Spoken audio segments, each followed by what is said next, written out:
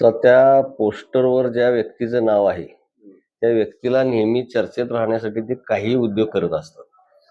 आता ईव्हीएमच्या बाबत जे बोलत असतील तर त्यांची आता ज्या पक्षाबरोबर आघाडी होती त्यांच्या या ठिकाणी 34 सीटा आल्या. मग त्याही ईव्हीएमचा वापर करूनच आल्या का? आपण काय बोलतोय, कोणाबद्दल बोलतो, याचा जरा ताळतंत्र ठेवून या माणसाने बोललं पाहिजे किंवा पोस्टर अशा पद्धतीचे लावले पाहिजे. ज्या वृत्ती समाजामध्ये व्यापारी असतील, डॉक्टर्स असतील किंवा इतर सरकारी डिपार्टमेंट असतील अशा लोकांना त्रास देणे किंवा काहीही तोंडातून बोलणे, अर्वाच्य भाषा वापरणे हे इथल्या लोकांना कधी मान्य नसतं.